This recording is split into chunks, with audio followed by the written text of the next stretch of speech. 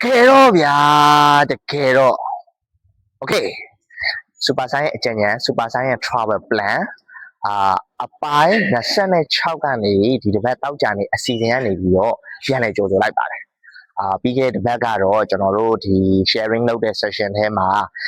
ဒီနိုင်ငံတကာ visa မှာကျွန်တော်တို့ကဒီ Thai နိုင်ငံရဲ့ visa အကြောင်းကို specialize အနေနဲ့ပြောပြနေတာပေါ့နော်အဲ့တော့အဲ့ visa ထဲမှာ DTV visa အကြောင်း DTV visa ထဲမှာပြီးခဲ့တဲ့အပတ်ကတော့ freelancer တို့ကျွန်တော် remote job တမားတွေရှောက်တဲ့ဟာတွေကို sharing လုပ်ပေးခဲ့တယ်ဒီတစ်ပတ်မှာကတော့ကျွန်တော်ကဒီ DTV visa ကိုပဲ Thai နိုင်ငံမှာတင်နန်းနေတက်ရင်းနဲ့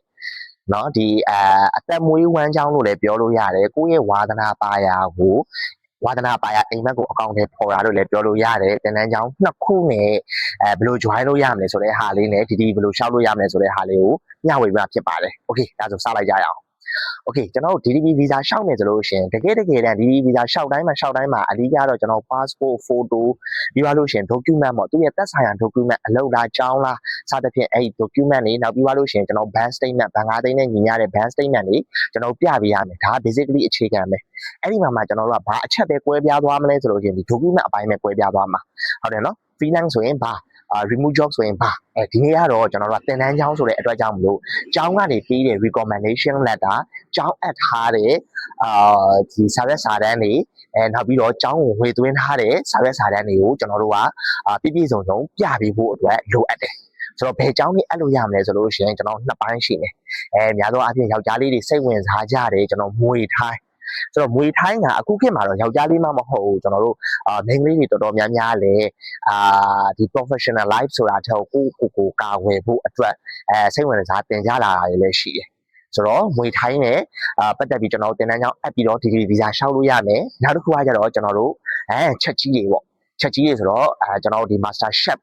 เนาะ master chef ဖြစ်ဖို့အတွက်ခြေလမ်းအစပေါ့ဗျာဆိုတော့အဲ့ဒီအချက်အပြုံးနဲ့ပတ်သက်ပြီးတော့တင်တန်းကြောင်းတက်ပြီးတော့လည်းကျွန်တော်တို့က DTV visa ကိုရှောက်လို့ရမှာဖြစ်တယ်โอเคအဲ့ဒီမှာကျွန်တော်တို့ကဘာလေးတွေကွာသွားမလဲဆိုလို့ရှိရင်ဒီကြောင်းအပ်တဲ့ဟာကတခြားကြောင်းအပ်တာတွေလေးနဲ့မတူဘူးအဲ့လေးတွေကိုတတိချာချာကွဲပြားလေးသိဖို့လိုတယ်သူကဘယ်လိုသွားလဲဆိုလို့ရှိရင်ကျွန်တော်တို့ကအတန်းချိန် session အလိုက်သွားတယ်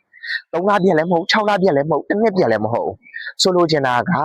ဒီသူတို့ရဲ့ဒီ course တစ်ခုမှာပေါ့နော် course တစ်ခုမှာသူကနိုင်ဘယ်နှနိုင်စာတင်မလဲ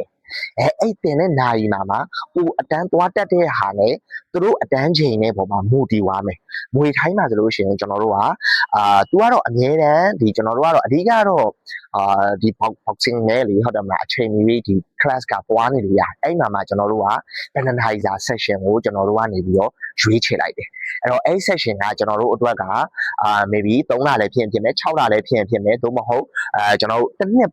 ပုံစံမျိုးလည်းဖြစ်သွားတာမျိုးတွေလည်းရှိတယ်အဲ့တော့သူကတော့တခုမတူတာကတကယ်ကြောင်းတက်တဲ့သင်တန်းကျောင်းတွေလိုမျိုးအချိန်ကာလနဲ့မဟုတ်ဘူးသူ့ရဲ့ session အလိုက်သွားတယ် cooking class လို့လည်းဒီလိုပဲကျွန်တော်တို့ခုနကလိုမျိုးအတန်းချိန်တစ်ခုမှာတနာရီတော့မဟုတ်တနာရီခွဲရှိနေအဲ့ဒါကိုမှတစ်ပတ်မှာဘယ်နှချိန်တက်မလဲအဲ့မှာကျွန်တော်တို့ကတစ်လမှာဘယ်နှချိန်လဲပေါ့မူတည်ပြီးတော့ကျွန်တော်တို့ရွေးချယ်တဲ့ဒီ course ကနေပြီးတော့ဘယ်လောက်မှကျွန်တော်တို့ကတင်တဲ့ပြီးနိုင်မလဲဆိုတဲ့ဟာပေါ်မှာဝါဟာသွားမယ်ဆိုတော့ဒီတင်တန်းချောင်းတွေကကျွန်တော်တို့မြန်မာဆိုတာအဓိကတော့ရန်ကုန်ပေါ့ဗျာထိုင်းနိုင်ငံရှိတာဆိုတော့ရန်ကုန်ကနေကြိုတင်အပ်ပြီးသွားတော့မှDTV visa ကိုရှောက်ပြီးတော့ထိုင်းထဲကိုဝင်လာလဲရတယ်အဲ့လိုမှမဟုတ်ဘူးကျွန်တော်တို့ကဒီတင်တန်းချောင်းတွေကိုရွေးချယ်ခြင်းတွေလို့ထိုင်းထဲကိုအရင်လာပြီးတော့မှတင်တန်းတွေကိုရွေးချယ်မယ်ပြီးတော့မှကိုတိုင်းစိတ်တိုင်းကြအပ်မယ်ပြီးတော့မှကျွန်တော်တို့ကရန်ကုန်ကနေသို့မဟုတ်တခြားနိုင်ငံတစ်ခုခုပေါ့တခြားနိုင်ငံဆိုတာဒီကျွန်တော်တို့ဒီထိုင်းနဲ့အိန္ဒိနာချင်းနိုင်ငံတွေဖြစ်တယ်ကျွန်တော်တို့လာအိုကမ်ဘောဒီးယားဗီယက်နမ်တို့ကနေပြီးတော့လေကျွန်တော်တို့ကဒီတင်တန်းချောင်းတွေနဲ့ရှောက်လို့ရတယ်ဒါကိုကျွန်တော်တို့ကတော့ soft power လို့ခေါ်တာပေါ့ဗျာ okayဒါဆိုလို့ရှိရင်တော့ဒီတင်တန်းချောင်းနေနဲ့လည်း DTV visa ရှောက်လို့ရတယ်ဆိုတဲ့ဥစ္စာလေးကိုဒီတစ်ပတ်ရဲ့DTV